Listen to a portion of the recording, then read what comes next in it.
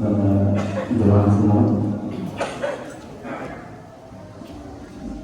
Nanti dalam sholat gerhana ini kita akan melaksanakannya 2 rakaat. Pada setiap rakaat itu ada 2 ruku.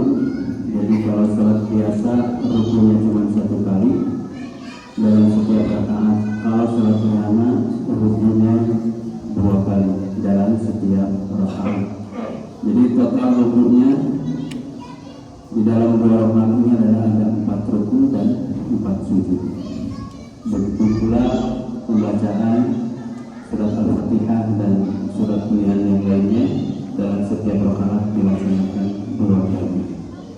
Jadi setelah ruku yang pertama nanti kita baca Al-Fatihah dan surat pilihan yang lainnya.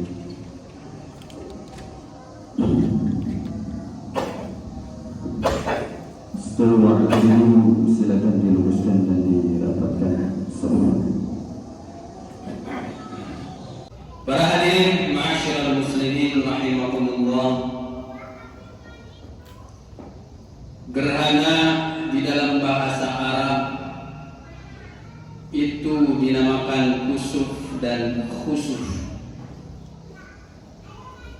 2 kata ini jika bersanding dalam satu kalimat maka berbeda arti. Namun jika terletak dalam kalimat yang berbeda maka artinya sama, yaitu gerhana. Kusuf sendiri jika di dalam satu kalimat berarti gerhana matahari dengan huruf kaf, kusuf.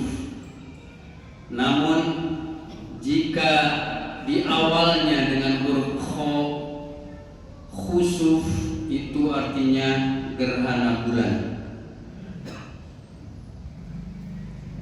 Hadirin ma'asyiral muslimin rahimakumullah.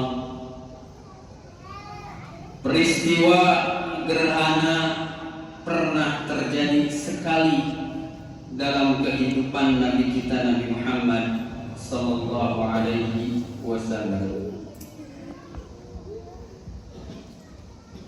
Sebelum peristiwa gerhana terjadi, ada sebuah peristiwa besar, yaitu meninggalnya, wafatnya putra dari Nabi kita Nabi Muhammad, yaitu yang bernama Ibrahim. Ibrahim waktu itu meninggal dan Nabi Shallallahu Alaihi Wasallam sangat bersedih. Umurnya kurang dari 2 tahun waktu itu meninggal, lagi lucu-lucunya.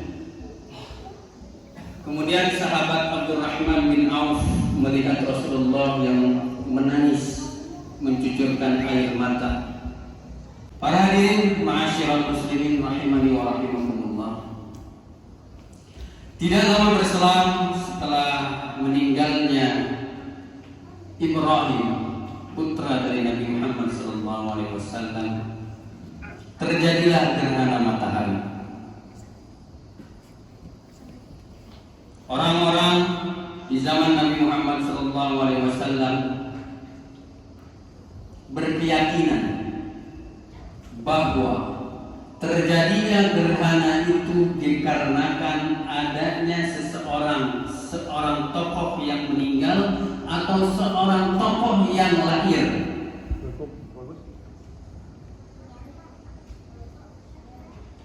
Kemudian Nabi Muhammad SAW menegaskan dari sebuah hadis dari Aisyah radhiyallahu anha, Nabi sallallahu alaihi wasallam bersabda, "Inna syamsa wal qamar." Sesungguhnya matahari dan bulan ayatani min ayatillah, adalah 2 tanda dari tanda-tanda kekuasaan Allah Subhanahu wa taala.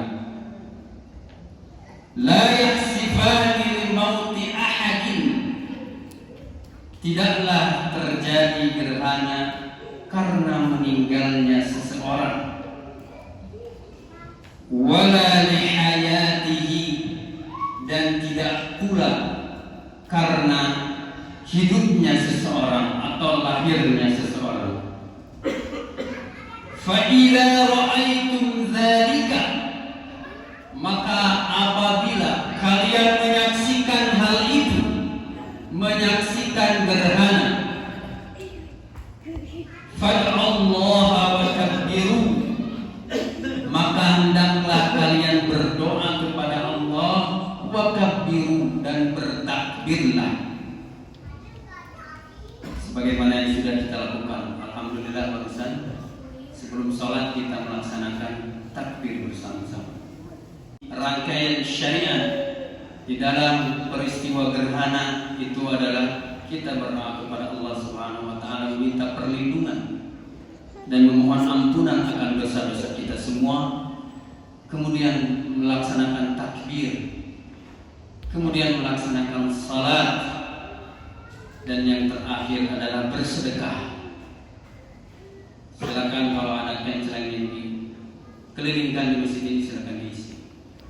Itu syariat Islam di dalam melaksanakan salat gerhana. Yang terakhir adalah bersedekah. Wa ayatul lahumul lailu naslahu minhun nahar, dan suatu tanda kebesaran Allah bagi mereka adalah malam. Naslahu minhun nahar, kami tanggalkan siang dari malam itu. Fa idza hum muzlimun, maka seketika itu mereka berada dalam kegelapan. Wasyamsu tajri li mustaqarrin laha, dan matahari berjalan di tempat peredarannya. Zalika taqdirul azizil alim, itulah ketetapan Allah yang maha perkasa lagi maha mengetahui. Wal qamara qaddarnahu manazila hatta 'ada kal 'urjunil qadim, dan telah kami tetapkan tempat peredaran bagi bulan sehingga kembalilah ia seperti bentuk tandan yang tua. Dari ayat ini Allah menegaskan bahwa matahari, bulan, dan alam semesta ini berada dalam aturan Allah Subhanahu wa taala. Maka gerhana matahari sekarang ini yang terjadi itu adalah atas kekuasaan dan kehendak Allah Subhanahu wa taala. Maka tidak benar orang yang mengatakan bahwa terjadinya gerhana gara-gara bulan atau matahari akan ditelan oleh naga atau buta.